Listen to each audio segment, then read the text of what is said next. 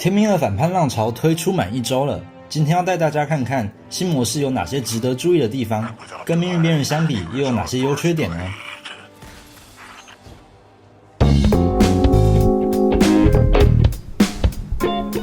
首先是新推出的无序边疆活动，分别在金星、火星和木卫2项进行，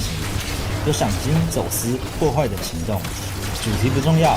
反正跟着左上指示走就对了，没有什么困难的解谜环节。叛徒技能限定在无序边疆使用，有治疗、技能回复、空袭、载具等技能，一次可以装备2种，应对不同场合或目的使用。除了其中一个超级不平衡的技能等等会介绍之外，其他叛徒技能都可以提供恰到好处的帮助。玩家可以跟无序边疆的3个集团结盟，透过无序边疆活动以及按物质铸块提升在各集团的等级，获得不同的奖励和叛徒技能。与集团结盟会获得专属的每日优先合约，完成合约的升级会比普通合约高。若完成多次数的每日优先合约以及提升集团等级，每周3凌晨更新之后，可以在酒吧2楼蜘蛛网那里领取每周货运，其中也包括英勇之刃的模组。一天只能跟一个集团结盟，集团等级5以及完成3次每日优先合约可以得到最高的奖励。建议优先升满总体部的等级，因为总体部有目前最强的叛徒技能帝国巨兽，无论是打战员或是敌方入侵者，它都是几乎无敌的存在，血超厚，伤害又大，还有不同类型的炮弹可以升级，除非对方也有一样的装备，不然基本上是输不了的。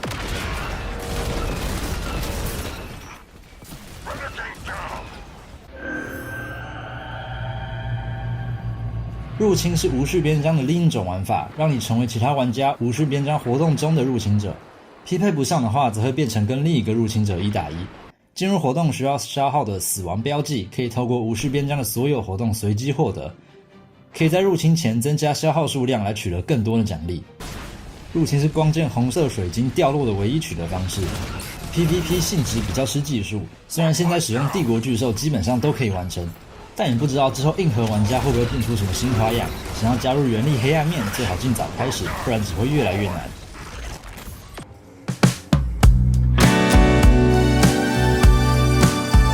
命运边缘少数没有被泡烂的，大概就是剧情和掠夺任务了，但整段剧情都在差不多的科普勒跑来跑去，时不时还要强迫变成很难操控的小球，整体游玩体验有些单调。反叛浪潮在这方面改变了不少，其中虽然仍有重复的玩法或场景，但都不到令人烦躁的程度。场景和人物设计融合星际大战，同时又保留了天命原本的游玩风格，加上超赞的配乐，我个人是非常喜欢的。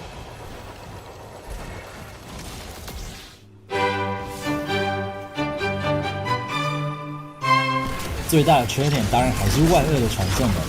无可否认，传送门的确有利新玩家入手。再搭配新的战利品等级系统，基本上就是无差别地把所有玩家绑在单一页面，除了无脑爬光点之外，什么都做不了。要友善新手，不如好好重置一开始的入门任务了。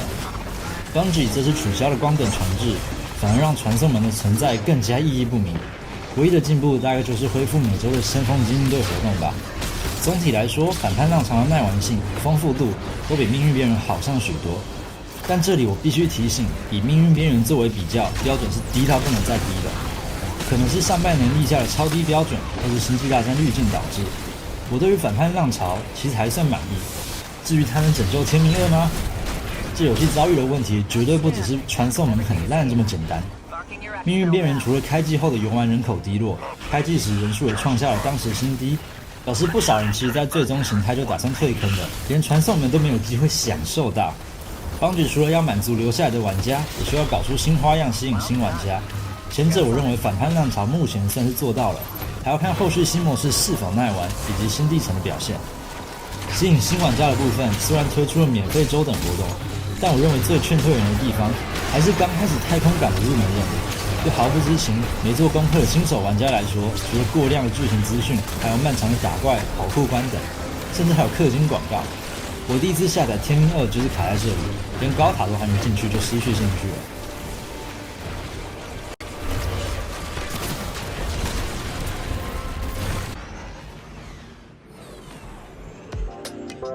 最后是无序边疆活动中偶尔会掉落的钥匙卡，用来开启对应地点中的宝库。以下是各地点中宝库的实际位置，可以透过左上角的地名确认。